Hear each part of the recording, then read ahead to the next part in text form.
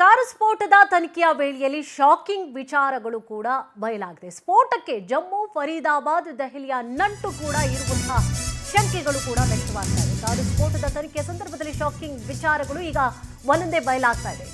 ಸ್ಫೋಟಕ್ಕೆ ಜಮ್ಮು, ಫರೀದಾಬಾದ್, ದೆಹಲಿಯ ನಂಟಿದೆ ಅನ್ನುವಂತಹ ವಿಚಾರಗಳು ಗೊತ್ತಾಗ್ತಾ ಇದೆ. ವೈಟ್ ಕಾಲರ್ ಉಗ್ರರ ಕೈವಾಡ ಇರುವಂತಹ ಬಗ್ಗೆ ಕೂಡ ಅನುಮಾನ ವ್ಯಕ್ತಪಡಿಸಲಾಗ್ತಾ ಇದೆ. ಶಂಕಿತ ಡಾಕ್ಟರ್ ಉಮರ್ ನಬಿ ಹೆಸರಿನಲ್ಲಿ ಇರುವಂಥದ್ದು ಈ ಒಂದು i20 ಕಾರು ಸ್ಫೋಟದ ತನಿಖೆಯ ಸಂದರ್ಭದಲ್ಲಿ ಒಂದೊಂದೇ ವಿಚಾರಗಳು ಕೂಡ ಈಗಾಗಲೇ ಬಯಲಾಗ್ತಾ ಇದೆ. ಯಾರ ಹೆಸರಿನಲ್ಲಿ ಈ ಒಂದು ಕಾರ್ ಇದೆ, ಮೊದಲು ಯಾರ ಹೆಸರಲ್ಲಿತ್ತು, ಯಾರು ತಗೊಂಡ್ರು, ಇದನ್ನ ಯಾರ್ಯಾರ ಜೊತೆಯಲ್ಲಿ ನಂಟಿದೆ, ವೈಟ್ ಕಾಲರ್ ಉಗ್ರರ ಕೈವಾಡ ಇರುವಂತಹ ಬಗ್ಗೆಯೂ ಕೂಡ ಈಗಾಗಲೇ ಅನುಮಾನವನ್ನ ವ್ಯಕ್ತಪಡಿಸಲಾಗ್ತಾ ಇದೆ.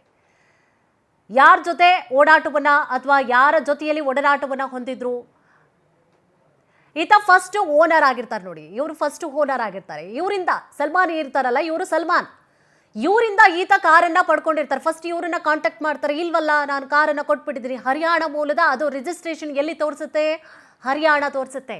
ಫಸ್ಟ್ ಓನರ್ ಯಾರಾಗಿರ್ತಾರೆ, ಸಲ್ಮಾನ್ ಆಗಿರ್ತಾರೆ.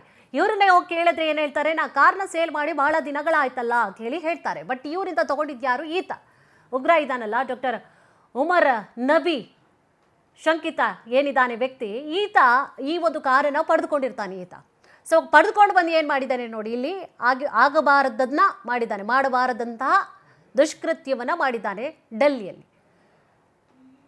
ಈಗಾಗಲೇ ಬಹಳಷ್ಟು ತನಿಖೆಗಳನ್ನು ಕೂಡ ನಡೆಸ್ತಾ ಇದ್ದಾರೆ. ಈತ ಯಾರ ಜೊತೆಯಲ್ಲಿ ಲಿಂಕ್ ಅನ್ನ ಹೊಂದಿದ್ದ, ಯಾವ ಸಂಘಟನೆಯ ಜೊತೆಯಲ್ಲಿ ಲಿಂಕ್ ಅನ್ನ ಹೊಂದಿದ್ದ, ಯಾವ ಸಂಘಟನೆಯ ವ್ಯಕ್ತಿ ಈತ, ಯಾವ ರೀತಿಯಾಗಿ ಪ್ಲಾನ್ ಅನ್ನ ಹಾಕೊಂಡಿದ್ರು, ಎಲ್ಲಿ ಬ್ಲಾಸ್ಟ್ ಮಾಡಬೇಕು ಅಥವಾ ವ್ಯಕ್ತಿಯನ್ನ ಬ್ಲಾಸ್ಟ್ ಮಾಡಬೇಕು. ಯಾಕಂದ್ರೆ ಪಕ್ಕದಲ್ಲೇ ಉಪರಾಷ್ಟ್ರಪತಿ ಅವರ ನಿವಾಸ ಇದೆ, ಪ್ರಧಾನಿ ಅವರ ನಿವಾಸ ಇದೆ. ಯಾರನ್ನ ಟಾರ್ಗೆಟ್ ಮಾಡಿದ್ರು ಇವರು, ಜನನಿ ಬೀಡ ಪ್ರದೇಶಕ್ಕೆ ಹೋಗಿ ಅಲ್ಲೇ ಬ್ಲಾಸ್ಟ್ ಮಾಡಬೇಕು ಅಂತ ಹೇಳಿ ಅನ್ಕೊಂಡಿದ್ರ. ಸೊ ತನಿಖೆ ಆಗ್ತಾ ಇದೆ.